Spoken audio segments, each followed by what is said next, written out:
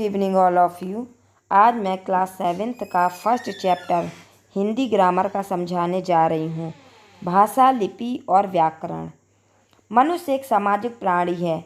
अपनी खुशी, प्रेम, दुख आदि भावनाओं को वह भाषा के माध्यम से अभिव्यक्त करता है।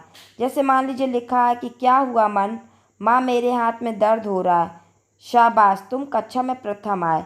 मगर पहले ऐसा नहीं था।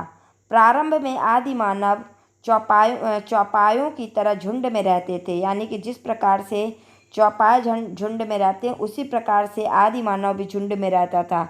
वे एक दूसरे तक अपने विचार पहुंचाने के लिए कुछ ध्वनियों या संकेतों का सहारा लेते थे। वो बोलकर या पढ़कर नहीं बता पाते थे, क्योंकि उनको ज्ञान ही प्राप्त नहीं था। इसलिए वो संकेतों या ध्वनियों के सहारे अपनी बात को दूसरों तक पहुंचाते थे। किंतु केवल संकेत पूरी बात समझाने के लिए सही नहीं है। कभी कभी ऐसा भी होता था कि संकेतों के माध्यम से बात पूरी समझ में नहीं आती थी। इसी क्रम में कुछ ध्वनियाँ विशेष वस्तुओं और कार्यों के लिए निश्चित होने लगी। यानी कि इसी क्रम में कुछ ध्वनियाँ थीं, कुछ विशेष वस्तु और कार्यों के लिए निश्चित होने लगी कि ये कार्य होगा तो ये ध्वनि निकाली जाएगी। निश्चित वस्तुओं और कार्यों का संकेत करने वाली ध्वनियाँ ही बाद में सार्थक शब्द बनी और यही सार्थक शब्द विकसित होकर भाषा के रूप में ढल गए। मनुष्य जो सोचता, समझता और अनुभव करता है वह भाषा के द्वारा होता है। अपने भाव विचार दूसरों तक पहुंचाता है, वह भी भाषा के द्वारा ही होता है।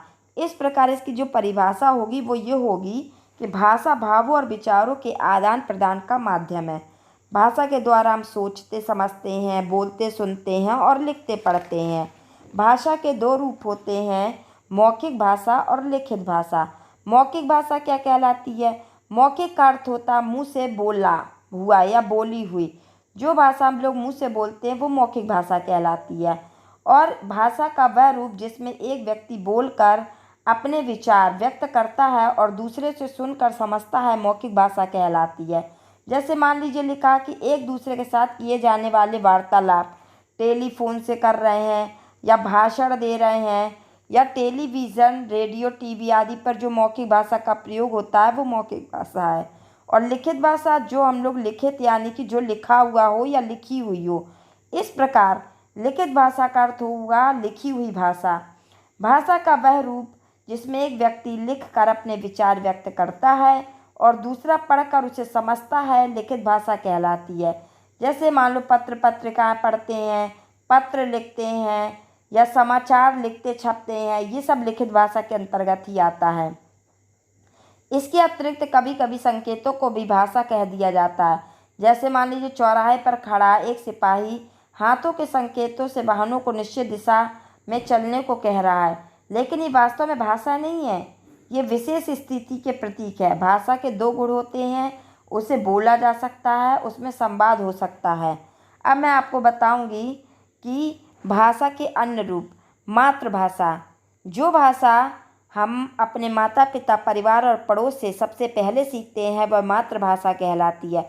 मान लीजिए पंजाबी परिवार के बच्चों की मातृभाषा पंजाबी होगी, हिंदी भाषी परिवार के बच्चों की मातृभाषा हिंदी होगी। इसी प्रकार से असमिया, गुजराती, तमिल, बांग्ला, मलयालम आदि विभिन्न क्षेत्रों के लोगों की भाषा वही होगी। बोली क्या कहलाती है?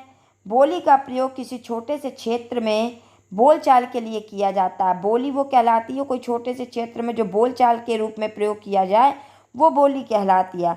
उसका अपना शब्द भंडार अत्यंत विशेष और स्थानीय होता है।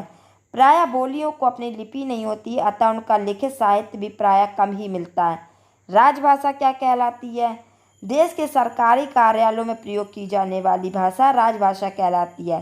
केंद्र सरकार राजभाषा हिंदी है और इसे 14 सितंबर 1949 को यह गौरव प्रदान किया गया था। इसलिए प्रतिवर्ष 14 सितंबर को हिंदी दिवस के रूप में मनाया जाता है। केंद्रीय स्तर पर दूसरी अधिकारी भाषा अंग्रेजी है। राष्ट्रभाषा क्या है? जब कोई भाषा देश के अधिकांश नागरिकों द्वारा प्रयोग में लाई जाती है तो वो राष्ट्रभाषा कहलाती है। यानी कि मतलब कई देशों के अधिकांश नागरिक लोग जो इस भाषा का यूज़ करते हैं उसे हम राष्ट्रभाषा के नाम से जानते हैं। इस आधार पर हिंदी भाषा की राष्ट्रभाषा कही जा सकती है, क्योंकि यह भारत के अधिकतर हिस्सों में बोली समझी जाने वाली भाषा है। हिंदी जो है वो अधिकांश हिस्सों में बोली जाती है, समझी जाती है, इसलिए हिंदी है वो राष्ट्रभाषा है। मानक भाषा, किसी भाषा के अनेक स्थानीय रूप होते हैं। इसमें एक रूपता लाने के लिए इस स्थानीय रूपों में से जिस रूप को मान्यता दी जाती है उसे हम मानक भाषा कहते हैं। मानक भाषा का अर्थ होता है आदर्श भाषा या शुद्ध भाषा। मानक भाषा व्याकरण सम्मत होती है, यानी कि उसमें व्याकरण का यूज होता है। हिंदी का मानक रूप खड़ी बोली हिंदी कहलाता है। अब लिपि क्या कहलाती है? मौखिक ध्वनि को लिखित रूप में अभिव्यक्त करने के लिए निश्चित किए गए चिन्हों को लिपि कहते हैं। जिस प्रकार अनेक भाषाएं हैं उसी प्रकार लिखने के ढंग भी अनेक हैं, अतः उनकी लिपियां भी भिन्न हैं।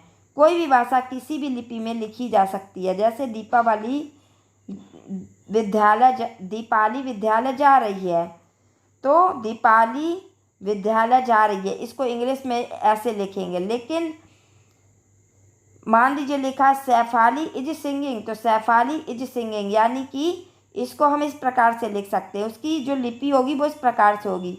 देवनागरी लिपि संस्कृत, हिंदी, मराठी, कश्मीरी, कोंकणी, नेपाली, संथाली और बोडो। रोमन लिपि किस में लिखी जाती है? अंग्रेजी, जर्मन और फ्रांसीसी में। फारसी लिपि उर्दू में और गुरमुखी लिपि पंजाबी में। देवनागरी, रोमन और गोरमुखी लिपि बाएं से दाएं की ओर लिखी जाती है, जबकि फारसी लिपि दाएं से बाएं की ओर लिखी जाती है। व्याकरण क्या है? अब मानव के पास भाषा भी हो गई और लिपि भी हो गई, किंतु एक व्यक्ति की बात को अलग अलग ढंग से समझा और ग्रहण किया जाने लगा। इस विचार से बना कि कुछ नियम बनाकर इस स्वरूप को और व्यवस्थित कर दिया जाए ताकि सभी भाषा के एक ही रूप को एक ही प्रकार से समझे। इसके लिए व्याकरण की व्यवस्था की गई, जिसने भाषा को शुद्धता की जांच पड़ताल का जिम्मा लिया। व्याकरण क्या है? व्याकरण वह शास्त्र है जिसके द्वारा भाषा के शुद्ध रूप तथा शुद्ध प्रयोग का ज्ञान होता है। व्याकरण ही वे नियम बनाता है जिनके द्वारा भाषा की शुद्धता तथा एक रूपता बनी रहती है। भाषा ध्वनियों पर आधारित होती है। ध्वनियाँ शब्द पर और शब्द से वाक्य बनते हैं। इस आधार पर व्याकरण के 3 अंग हैं: वर्ण विचार, शब्द विचार और वाक्य विचार। अब मैं बताऊंगी कि हिंदी लगभग 1000 वर्ष पुरानी भाषा है और इसका विकास क्रम इस प्रकार है: संस्कृत, पाली, प्रकृत, अपभ्रंश, हिंदी। भारत के प्रमुख हिंदी भाषी क्षेत्र उत्तर प्रदेश, उत्तराखंड, हरियाणा, छत्तीसगढ़, दिल्ली, झारखंड, बिहार, मध्य प्रदेश, राजस्थान, हिमाचल आदि। और हिंदी भाषा देवनागरी लिपि में लिखी जाती है। यह विश्व की एकमात्र ऐसी लिपि है जिसमें स्वर और व्यंजन ध्वनियों को मिलाकर लिखने की व्यवस्था है। इसलिए हिंदी जैसी बोली जाती है वैसी ही लिखी जाती है। हिंदी केवल भारत को ही नहीं बल्कि फिजी की भी राजभाषा है। वेब, विज्ञापन, संगीत, सिनेमा आदि क्षेत्रों में हिंदी की मांग जिस तरह बढ़ी है वैसी किसी और भाषा की नहीं। आई होप कि आपको ये वीडियो समझ में आई होगी। Thank you.